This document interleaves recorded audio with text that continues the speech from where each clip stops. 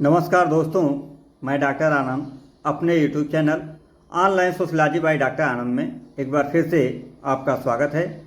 दोस्तों, मैंने अपने यूट्यूब चैनल के माध्यम से यूपी बोर्ड परीक्षा 2024-25 हेतु कक्षा 12 समाजशास्त्र की बहुत ही महत्वपूर्ण टॉपिक लेकर आया हूँ।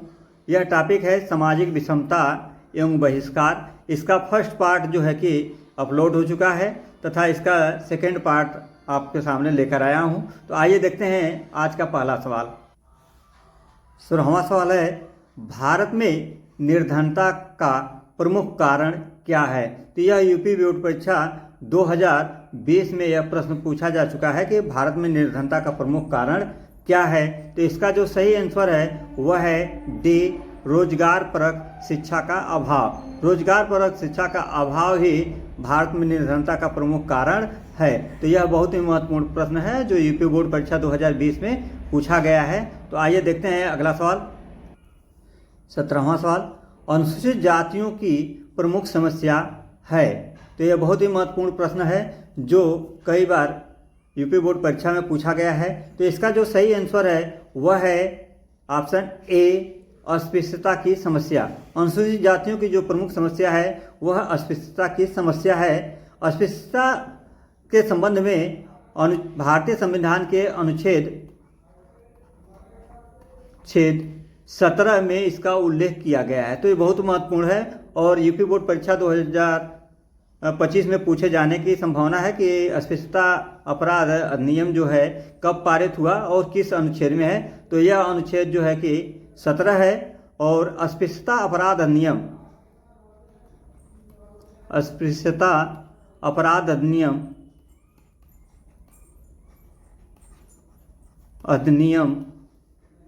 जो 1955 बना, जिसमें अस्पृश्यता को अपराध घोषित किया गया है।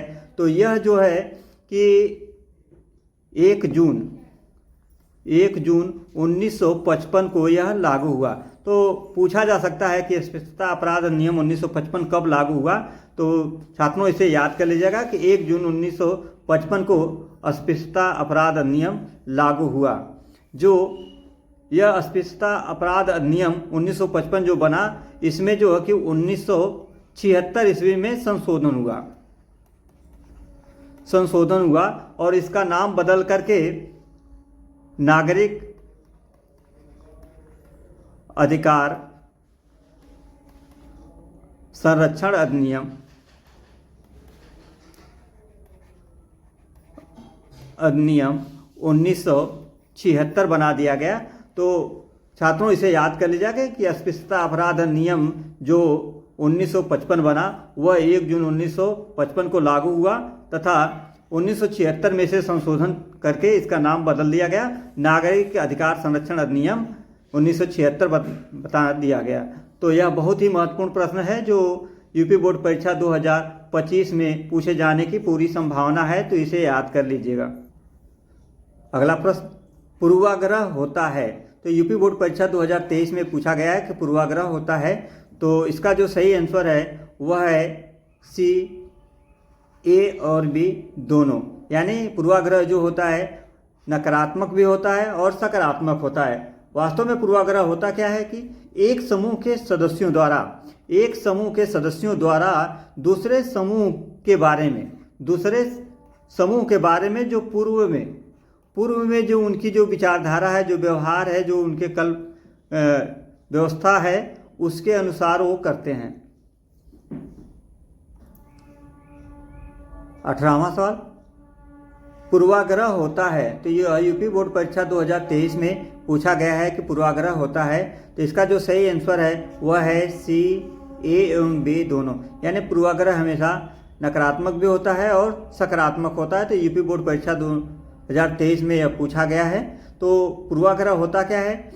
एक समूह के सदस्यों द्वारा दूसरे समूह के बारे में पूर्व कल्पित व्यवहार जो होता है उसी को कहा जाता है पूर्वाग्रह। तो यह बहुत ही महत्वपूर्ण प्रश्न है, तो इसे आप याद कर लीजिएगा। अगला प्रश्न, निम्न में से कौन सी जनजातीय समाज की प्रमुख विशेषता है? तो यह यूपी बोर्ड परीक्षा 2023 में पूछा गया है कि जनजातियों की प्रमुख विशेषता क्या है। तो इसका जो सही आंसर है वह है डी, सामान्य निवास। जनजातियों की जो प्रमुख जो विशेषता है वह सामान्य निवास, जबकि विज्ञान, तकनीकी और शिक्षा जो है इनकी प्रमुख विशेषता नहीं है। जो यह प्रश्न जो है कि वो यूपी बोर्ड परीक्षा 2023 में पूछा गया है। तो आइए देखते हैं अगला सवाल। 20वां सवाल, पारंपरिक रूप से अनुसूचित जातियों की आर्थिक समस्याएं थी। तो इसका जो सही आंसर है वह है ऑप्शन डी, उपरोक्त सभी। यानी अनुसूचित जातियों की जो आर्थिक समस्याएं हैं वह है व्यवसाय चुनने की छूट नहीं है, श्रम विभाजन में निम्न स्थान और मजदूरी में दयनीय दशा। तो इसका जो प्रमुख अनुसूचित जातियों की जो प्रमुख आर्थिक जो समस्याएं हैं वह है डी, उपरोक्त सभी जो है इनकी जो है कि समस्याएं हैं। अगला प्रश्न 21वां, भारत में प्रथम अन्य पिछड़ा वर्ग आयोग कब नियुक्त किया गया। तो यह बहुत ही महत्वपूर्ण प्रश्न है। यह यूपी बोर्ड परीक्षा 2023 में पूछा गया है कि भारत में प्रथम अन्य पिछड़ा वर्ग आयोग की नियुक्ति कब हुई थी। तो इसका जो सही आंसर है वह है बी, 1953। यह जो भारत में अन्य पिछड़ा वर्ग का जो गठन हुआ था वह 29 जनवरी 1953 में पहला अन्य पिछड़ा वर्ग यानी ओबीसी के संदर्भ में यह गठन हुआ था। इसके जो अध्यक्ष हैं वह है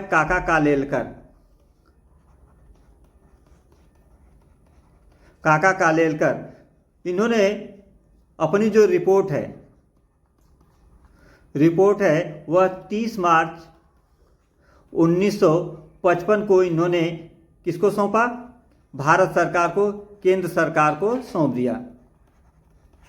और ये काका कालेलकर आयोग जो है कि संपूर्ण भारत का अध्ययन करने के बाद में इन्होंने बताया कि भारतवर्ष में लगभग ओबीसी में 2399 जातियां इसमें हैं। तो भारत में प्रथम अन्य पिछड़ा वर्ग का जो गठन हुआ 29 जनवरी 1953। इसके जो अध्यक्ष हैं काका कालेलकर आयोग हैं। इनकी जो रिपोर्ट इन्होंने सौंपा 30 मार्च 1955 को केंद्र सरकार को सौंपा। और काका कालेलकर आयोग ने 2399 जातियों का उल्लेख इन्होंने किया है। तो बहुत ही महत्वपूर्ण प्रश्न है जो प्रतियोगी परीक्षा के साथ साथ यूपी बोर्ड परीक्षा में भी 2023 में आ चुका है और 2025 में आने की पूरी संभावना है। अगला प्रश्न, सामाजिक अस्थिकरण का महत्व है। तो इसका जो सही ऑप्शन है वह है डी, उपरोक्त सभी। सामाजिक अस्थिकरण का जो महत्व है उपरोक्त सभी है। यानी श्रम विभाजन की व्यवस्था में सहायक, सामाजिक संगठन बनाए रखने में सहायक और व्यक्ति की स्थिति तथा कार्यों के निर्धारण में सहायक है। तो जो सामाजिक अस्थिकरण का जो महत्व है यह तीनों चीज़ों में है। तो इसका जो सही ऑप्शन है वह है डी, उपरोक्त सभी। अगला सवाल, ब्रह्म समाज की स्थापना किसके द्वारा की गई। तो इसका जो सही आंसर है वह है सी, राजा राम मोहन राय। राजा राम मोहन राय के द्वारा ही ब्रह्म समाज की स्थापना जो की गई है। जो यूपी बोर्ड परीक्षा 2020 और 22 में यह पूछा गया है कि ब्रह्म समाज की स्थापना किसके द्वारा किया गया। तो राजा राम मोहन राय के द्वारा। कब किया गया, तो यह है 20 अगस्त 1828 ईस्वी में ब्रह्म समाज की स्थापना किया गया। तो प्रश्न उठता है कि ब्रह्म समाज की स्थापना कहाँ किया गया। कई बार प्रतियोगी परीक्षा में और यूपी बोर्ड परीक्षा में भी पूछा गया है कि ब्रह्म समाज की स्थापना राजा राम मोहन राय द्वारा कहाँ किया गया। तो यह कोलकाता में है। कोलकाता में ब्रह्म समाज की स्थापना किया गया। इनका उद्देश्य क्या था, तो इनका जो ब्रह्म समाज का उद्देश्य था कि भारत सरकार में या भारत में फैली हुई जो कुरीतियां हैं उन्हें क्या करना है, दूर करना है। तो ब्रह्म समाज की स्थापना का मुख्य उद्देश्य जो है कि भारत में फैली हुई कुरीतियों को, अंधविश्वासों को दूर करना। तो आइए देखते हैं अगला सवाल। 24वां सवाल, आर्य समाज की स्थापना कब हुई? तो यह यूपी बोर्ड परीक्षा 2022 में यह पूछा गया है कि आर्य समाज की स्थापना कब हुई। तो इसका जो सही आंसर है वह है सी 1875 में। 1875 में ही ब्रह्म समाज की स्थापना हुई। तो यह ब्रह्म समाज की स्थापना किसके द्वारा हुई थी? तो यह स्वामी दयानंद सरस्वती के द्वारा ब्रह्म समाज की स्थापना हुई। तो प्रश्न उठता है कि यह कहाँ पर हुआ था? तो दयानंद सरस्वती ने ब्रह्म समाज की स्थापना जो है 1875 ईस्वी में पंजाब में किया था। पंजाब में ब्रह्म समाज की स्थापना किया। तो इसका मुख्य उद्देश्य क्या था? ब्रह्म समाज की स्थापना का दयानंद सरस्वती का मुख्य उद्देश्य क्या था? कि वेदों का प्रचार हेतु, वेदों के प्रचार हेतु ब्रह्म समाज की स्थापना इन्होंने किया। और इनका जो मुख्य नारा था, वेदों की ओर लौटो, वेदों की ओर लौटो। तो इस तरह से आर्य समाज के बारे में आपको क्लियर हो गया होगा कि ब्रह्म समाज की स्थापना 1875 ईस्वी में दयानंद सरस्वती के द्वारा कहाँ हुआ था? पंजाब में हुआ था। इनका मुख्य उद्देश्य क्या था? वेदों के प्रचार हेतु। और इनका जो मुख्य नारा है, जो कई प्रतियोगी परीक्षा के साथ साथ यूपी बोर्ड परीक्षा में भी पूछा गया है, कि इनका नारा है कि वेदों की ओर लौटो। यह किसने कहा था? तो दयानंद सरस्वती ने कहा था। अगला सवाल, अस्पृश्यता अपराध अधिनियम किस वर्ष पारित हुआ? तो ये बहुत ही महत्वपूर्ण प्रश्न है, जो पूर्व में इसके बारे में डिटेल में बताया गया है। तो अस्पृश्यता अपराध अधिनियम जो है कि इसका सही जो ऑप्शन है यह बी है, यानी अस्पृश्यता अपराध अधिनियम जो है कि 1955 में यह लागू हुआ। और इसके भारतीय संविधान के अनुसार इसका जो उल्लेख है वह अनुच्छेद जो है कि 17 में उल्लेख है। और जो अस्पृश्यता अपराध नियम जो 1976 ईस्वी में इसका नाम जो बदला गया, संशोधन किया गया, उसमें नागरिक अधिकार संरक्षण अधिनियम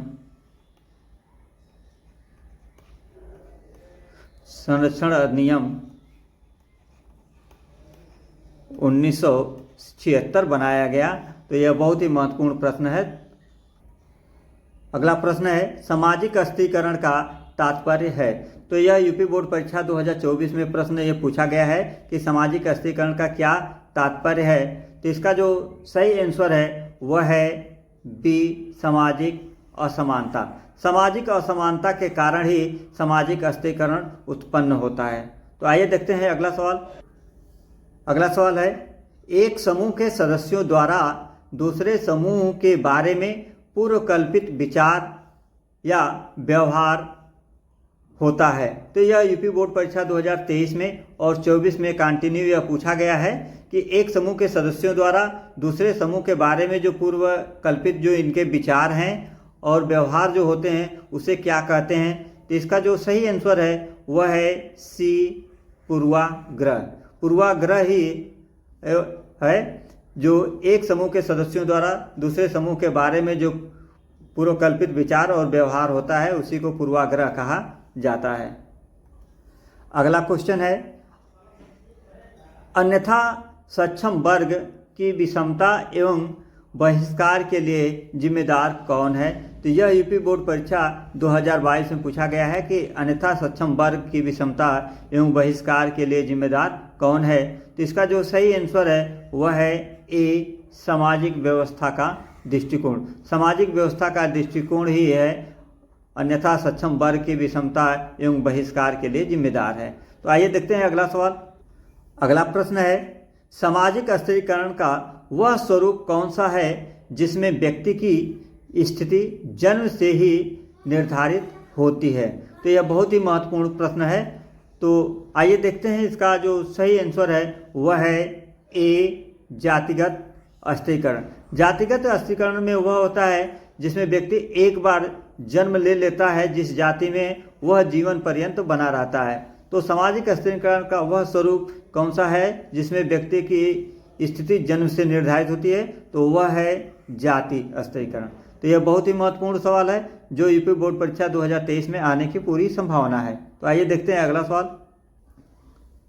अगला सवाल, निम्नलिखित में से जनजातीय समुदाय की एक विशेषता कौन सी है? तो यह यूपी बोर्ड परीक्षा 2020 में प्रश्न पूछा गया है कि जनजातीय समुदाय की कौन सी विशेषता है। तो इसका जो सही आंसर है वह है ए, समान भाषा। जनजातियों की जो प्रमुख विशेषता है वह है समान भाषा।